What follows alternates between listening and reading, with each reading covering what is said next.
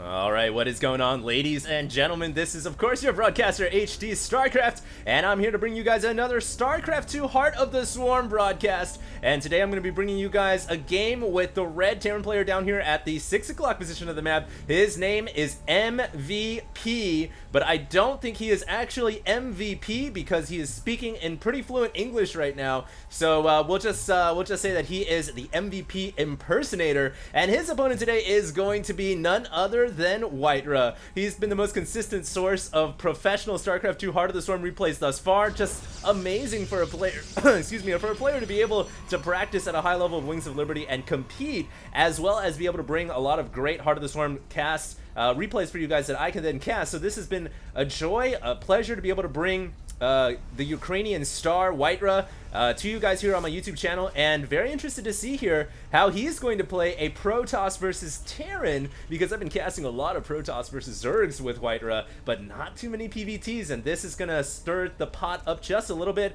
and especially if this is actually MVP, but I don't really think he is. Let me just go ahead and take a look at his at the APMs right now, and MVP actually having a pretty decent amount right now at 300 current, so spamming away on his keyboard. But really the big question is, what is his EPM? And just a little bit lower actually than Whitera. So there it is, and it is once again going to be a Protoss versus Terran. A lot of new changes in the community here in Heart of the Swarm. Of course, now with people who have pre-ordered their beta key on Amazon.com, you of course now have beta access, or you should have beta access, because they said, I believe on Amazon, that it would be officially released last Saturday. So hopefully you guys are on there playing Heart of the Swarm. I know a lot more people have been, and if you haven't gotten your key yet, well, hopefully you get it soon. And the community has definitely been, you know, the matchmaking system has been exploding. I've been able to find matches much easier than before, so things are looking bright here. And you know, with Heart of the Storm coming in just a couple of months, I cannot wait. I wish Blizzard had said it would come out right now for the Christmas holiday season,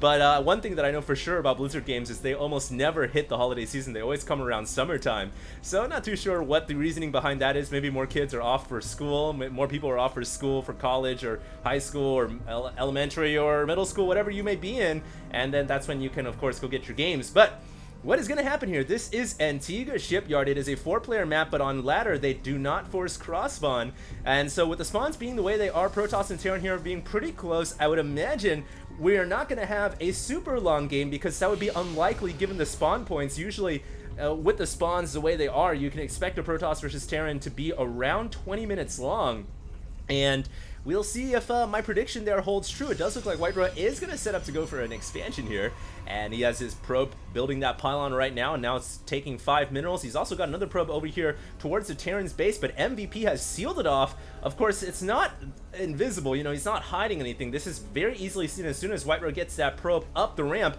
and now he's going to see that there's a factory there with a barracks and a reactor, but the factory has not yet swapped onto the barracks yet. So Whitera now knows, okay, I don't have to worry about double production Widow Mines or double production Hellions for some time, but now that he's left the probe, he doesn't really know anymore, and probably, yeah, we can see MVP is going to go ahead and set that down, and now he's going to make 2 Widow Mines out at a time. So Widow Mines is going to be the option here for MVP, which is totally fine, man. Widow Mines are absolutely great, but the Mothership Core, the MSC as some people like to call it, is such a powerful unit even against Widow Mines, because now you can use the Envision ability around the Mothership Core, and it can see the burrowed Widow Mine. So really this ability for the Mothership Core to have the detection, it helps not only in Protoss versus Protoss, like I've been showing in some of the PvP casts I've been doing in HOTS, but it also helps against Terran with the burrowed Widow Mines. And you know, before, Protoss just had the hardest time. They had to rush out an observer,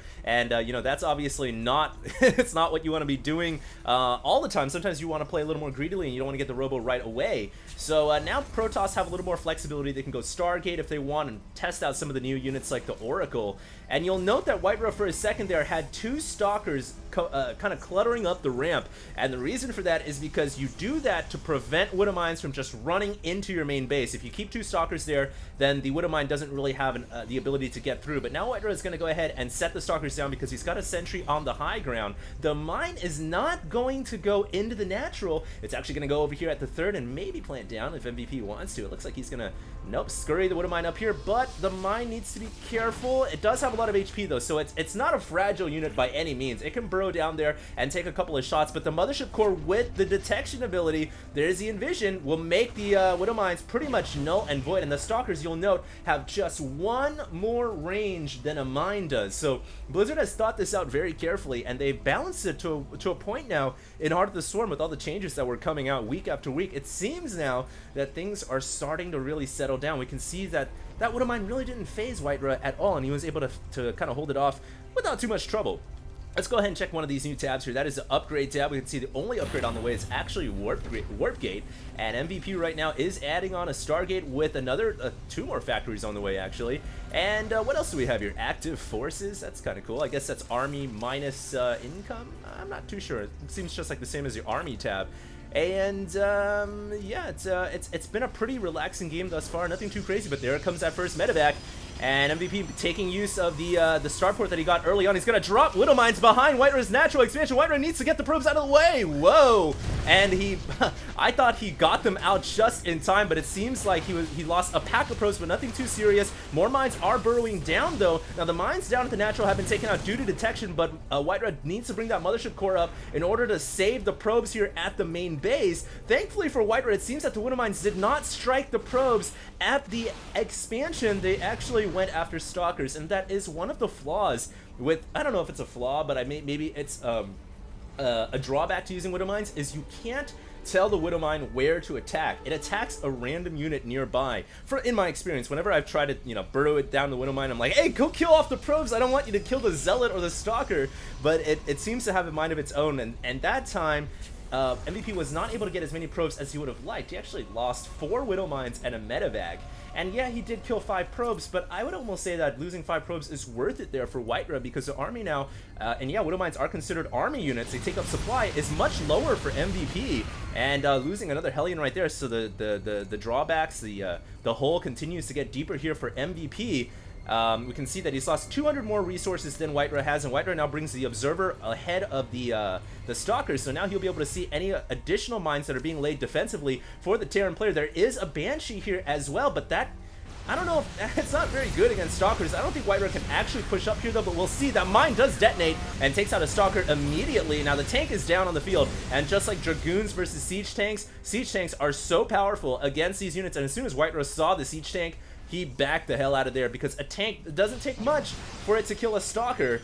Just a couple of shots really, even without siege mode, it is deadly against those Stalkers. And now that MVP's got siege mode as well, it's going to be unlikely that Whitera will be able to make a push, but he does have that Observer still overhead the Terran base, and he has Stalkers with Blink on the way. Now, if Blink can come in here and he can get in the main base, that could be pretty crazy. If MVP is not set up defensively, he does have some siege tanks right now, but I don't know if he's actually got enough, and he loses a Banshee outside of his natural as well, so that hole just gets a foot deeper. He can't really afford to lose units, because in a few seconds here, I would imagine Whitera is going to try to blink into the main base. That Observer, oh, getting a little too close for comfort there. The Observer's like, I thought I was invisible, but not against Widow Mines, and that mine will go down as well. So a little bit of payback there for Whitera, but with the siege tanks here, I don't think he can push through the front door, but he can push through the side. He did reveal Blink, though, against MVP, so you'd think that MVP would shore up his defenses inside of his main base right now to avoid the possibility of a Blink attack. And there it is. Whitera goes in. He will pick off a siege tank. How much damage is he going to take here? Loses 2 Stalkers right there. Now, if he can get another tank, it might be worth it, as Blink is now off cooldown. Is he really going to stay and fight? He blinks. Whoa! Blinks behind the cliff right there. He can still shoot back there. Very nice micro. And he puts the supply depot on fire too, so that supply depot is going to burn. The SCV coming out, being called to do his duty as a fire department hero, but unfortunately it was a little bit too late to save that supply depot. And Whitera continuing to build on his edge here, I feel, in this game, although the supplies are pretty close. I like the placement of that photon cannon as well, just to prevent the Banshee from coming in to harass, but MVP can maybe work his way around here. Not with the Blink Stalker, so that is a scary unit against Banshees. And MVP, with the mismanagement there, ends up losing another Banshee. That's like the second one he's lost so far, and he really hasn't done that much damage. We can see back at home, he's really trying to make the mech work. He has added on Hellbats now to combine with his Siege Tank army and tank Hellbat. Not too shabby at all. Hellbats will just destroy Zealots. We can see Zealots are on the way because Charge is on the way, and Siege Tanks can destroy Stalkers, but that's why Whitera is incorporating Templars as well, and Templars are pretty damn good against Siege Tanks and Hellbats. So both players now on 3 bases. And when will Whitera decide to attack? He's going for the Special Tactics Warp Prism right now. Back at home has a lot of Warp Gates. He's just kind of playing it cool, playing it safe, not trying to take too many risks or, you know, inadvertently fall into a trap. And we'll see if he's going to be... There's actually a Banshee on the way right now from MVP. We'll see if he'll be able to defend that. Meanwhile, Whitera trying to get up into the main base one more time, but you know what? With that many Hellbats and the Siege Tank, I don't find that very likely anytime soon. Meanwhile, Whitera is still kind of scouting around the edge of the map, sending a probe around the top left, checking, I suppose, for a Ninja expansion. We do have a Raven on the way from the Terran player, so he will be able to drop down those PDDs, which are actually really good against the Stalkers and preventing them from firing. We'd love to see MVP also make a couple of Ghosts here, because against Templar, Ghosts are traditionally the best unit to counter that with the EMP Shockwaves. So we'll see if he decides to get a Ghost Academy down to start to pump out some of the Ghosts that you might need. Whitera is going to boldly expand into the middle of the map here, grabbing the Gold expansion, and now starting to make Archons on the field as well. He's got 4 Templars stacked up inside of this Warp Prism, and traditionally you see Protoss players do that to keep them safe from an EMP or a snipe from Cloaked Ghosts, but there aren't really any Ghosts on the field, so he doesn't need to do that unless he wants to drop into the main base. There is a fight going on right here, and the Stalkers, cowardly as they are, they decide to back out of there. Did not have the backup of their much bigger and protectors, the Archons, and now Whitera actually sending that Warp Prism in. It looks like MVP's going to take the middle ground. He does see the Ninja expansion to the top with his own the tower control, but that's a lot of Protoss units coming in. The Zealots just charging into the Hellbats with Blue Flame. So even though the Zealots are going to roast up, it doesn't matter because Whitera's backup is so strong here. He will be able to take out the rest of that army. Did not even have to unload the Templar. And like that, Whitera just takes a snap lead in supply, 144 over 166. And what is MVP going to do? Starting to really fall behind now against a professional like Whitera. You know, you don't want to fall behind. Whitera typically is the one who, from what I've seen, can get behind in games, but somehow is some way able to make it back in. And if you fall behind the Whitera in the beginning already, that's just terrible. I don't know how you come back from something like that. So MVP is trying. He's got the Banshee here, maybe trying to pick off a couple of probes and whatnot, but he knows now that time is ticking, man. The clock is running. The Protoss has a gold expansion, and the Terran doesn't. The Terran doesn't even have a 4th yet. He's trying to make another command center right now, but it's going to be late here. I'm just going to go ahead and check the upgrades real quick. We can see that the Protoss is on 2 weapons, and I believe he's researching +3 as well. Terran is just now researching +2, so even on the upgrades tab, MVP is falling behind. So I don't know what you do in a situation like this against a guy like Whitera who's just about to finish Sonic Storm. Okay, so that's why he never unloaded the Templar, because he didn't even have Storm ready yet. And look at this, man. We are even seeing a mothership on the way from Whitera. I wonder where the core is. Probably somewhere back at home, somewhere safe. Yeah, there we go. Morphing. Look at that aura coming out of her. She's just radiating her energy, about to become the final tier of Protoss technology. But I don't even know if Whitera will even need it, because right now, to be quite frank with you guys, MVP is so far behind. I don't know how he's going to come back. He did just pick off, I believe, an Observer. The one thing that he does have going for him, I'll say this, is he's Terran. And Terran is very good defensively. He can just set up tanks here on the high ground, set them up on the low ground, get some tanks up here, planetary all the areas up, get some Widow Mines down. It's pretty hard to break a Terran player, even if you've got a base advantage. So maybe that's what MVP is going to try to do here. He's even throwing up CCs in front of his tank lines here, and I don't think he's going to make these into planetary. If he does, that's almost like saying, all right, I'm going to play turret defense now against Whitera, and I'm not even going to try to be aggressive. I don't think he's going to do that. I think he's just throwing up CCs for the hell of it, so he can maybe make them into orbitals later and float them away. But he's got to know here that the clock is running, And what is MVP's strategy? We can see Whitera's got a strategy for sure. He's splitting up his Protoss army, one to the north and one to the south. This is Delta Squadron Alpha, and this is Navy SEAL B. Whitera's going in on both sides right now. He's even the Templar. Oh my god, that was not good for Whitera at all. MVP actually took care of that pretty quickly. Now the planetary isn't done yet.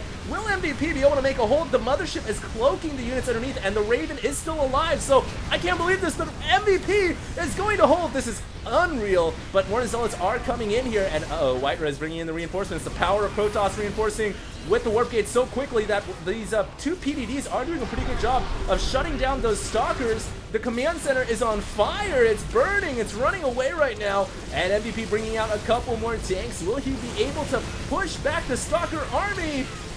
It looks like he will. Those two stalkers are out of there. They're like, whoa, we are burning right now. Let's get back here and wait for reinforcements. That Tempest is going to go down as well. And maybe Whitera does want to lose these two stalkers. I cannot believe that MVP just held his position here. He so desperately needs to make this a planetary fortress, but he is making an SCV right now.